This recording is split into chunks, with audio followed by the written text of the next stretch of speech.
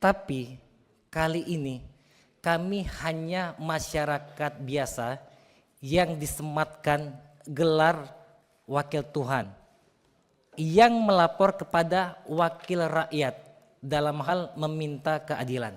Itu standing point kami. Wakil Tuhan meminta keadilan kepada wakil rakyat. Keadilan seperti apa? Yang pada pokoknya kami meminta keadilan terhadap pendapatan kami. Sejak tahun 2012 sampai dengan saat ini tidak naik-naik, Pak.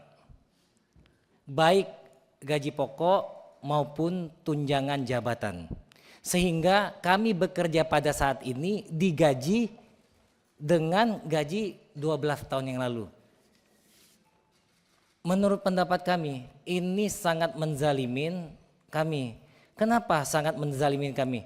Bahkan pada tahun 94, pada saat pemerintahan di masa Pak Soeharto, gaji hakim itu statusnya masih PNS. Besarannya 2 kali lipat dari gaji PNS biasa di pengadilan. Tapi saat ini gaji kami dilampauin oleh jabatan-jabatan tertentu PNS di Satker kami. Itu sangat mengecewakan bagi kami. Kenapa?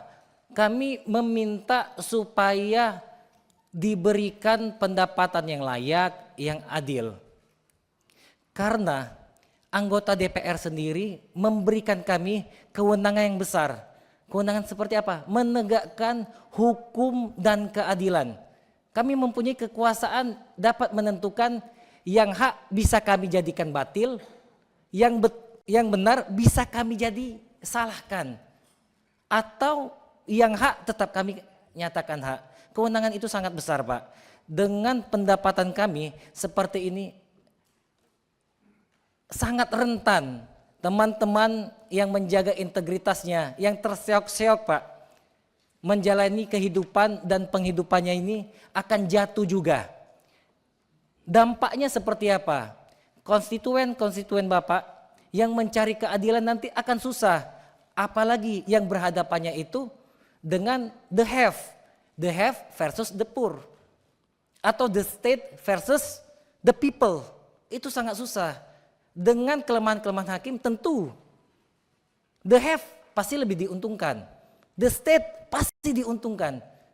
The people and the poor pasti yang dikalahkan, bukan pasti ya Pak ya, kebanyakan seperti itu sangat rentan. Kami tidak mau supaya keadilan tetap tegak di muka bumi Indonesia.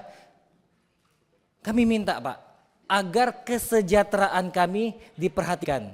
Kami tidak minta tinggi-tinggi seperti komisaris Pertamina, tidak Pak. Seperti direktur utama Mandiri, enggak minta Pak. Untuk sejahtera kami, kelayakan hidup. Gaji kami saat ini itu bisa jadi kayak uang jajan Rafathar 3 hari. Rafathar itu anak selebgram, anak artis Raffi Ahmad. Bisa sih seperti itu. Sedangkan kami punya tanggungan anak istri, belum lagi punya tanggungan orang tua dan lain sebagainya. Masalah pendapatan kami itu di sana. Belum lagi masalah keamanan, Pak. Sebagai pemberitahuan, mungkin Pak Dekgam mengetahui peristiwa ini. Dulu di Aceh, Pak, salah satu di Aceh, teman-teman kami itu mengadili, Pak.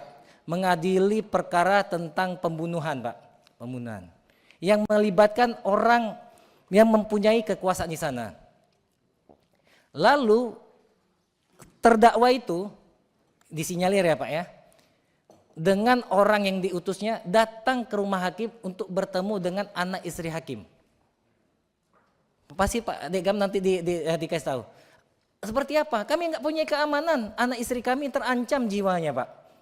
Sedangkan hakim sendiri Pak, dengan penghasilan, anggap saja penghasilan hakim itu baru diangkat jadi hakim itu kira-kira 12 juta dengan tunjangan jabatan 8,5 juta dengan gaji pokok berkisar 3 jutaan.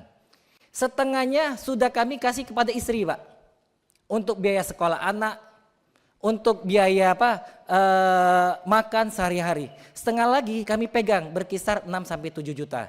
Kalau kami pakai pakai motor Pak, rentan sekali. Diserempet sedikit oleh pihak, kami bisa celaka, bisa mati konyol. Setidaknya kami ngambil kredit mobil. Mobil nggak perlu mahal-mahal. Mobil yang 100 juta saja atau paling mahal 200 juta. Avanza, Xenia, Aigia, Ayla. Kami bayar DP dari 6 juta atau 7 juta itu dipotong bayar cicilan per bulan 2,5 sampai 3 juta. Tinggal sisanya kira-kira 3 sampai 4 juta. Hakim juga enggak pengen juga punya rumah Pak. Enggak penting kami punya rumah yang mewah, punya rumah yang megah. Kami cukup punya rumah yang sederhana. Kami ngambil Pak. Kami mengambil kredit di rumah, bayar DP Pak berapa? Misalnya 50 juta, mesti kami kumpulkan lagi duit 50 juta. Bayar per bulan 2,5 juta. Habis Pak gaji kami. Kami nggak bisa balik mudik ke kampung. Saya orang besar di Sumatera Selatan Pak. Bapak saya orang Palembang, mak saya orang Minang Pak. Setiap balik saya ke Sumatera Selatan, penempatan saya di Aceh. Kalau naik pesawat kira-kira habis duit 15 sampai 21 juta, anak satu, sampai sebentar lagi anak saya 2 Pak, nambah lagi. Kalau naik mobil Pak, perjalanan itu hampir 4 sampai 5 hari, total balik pergi habis kira-kira 12 juta. Dari mana duit itu Pak? Sedangkan duit per bulanan kami saja sudah habis. Belum lagi masalah kesehatan Pak. Masalah kesehatan ini sudah ditentukan di PP 94, kami mempunyai hak kesehatan. Hanya saja belum maksimal. Hampir tidak berbeda dengan BPJS Pak. Kami dikasih asuransi Pak. Asuransi pas kami ke rumah sakit diperiksa dokternya. Pak Rangga nanti obat paten ya. Saya lihat kartu Pak Rangga ini gold gitu kan, bisa obat paten. Pas diperiksa sama dokternya, ternyata kartu saya itu hanya bisa dirembes pakai obat generik Pak. Sama dengan rakyat biasa. Nggak ada bedanya. Ngapain kami harus dapat asuransi itu? Mending duit asuransi itu masuk rekening buat beli susu anak saya Pak. Ya kami tetap pakai BPJS saja. Nah itu. Belum lagi fasilitas Pak di internal kami. Nomenklatur kami berbeda dengan APH lain. APH lain mempunyai nomenklatur sendiri. Tapi nomenklatur kami sebagai pejabat negara di Undang-Undang ASN maupun Undang-Undang Kehakiman. Hampir sama dengan Pak Cucun, hampir sama dengan Pak Wayan, hampir sama dengan Pak Bupati, dengan Pak Gubernur. Tapi Pak, kami tidak punya mobil dinas. Diprioritaskan mobil dinas di kantor kami itu siapa Pak?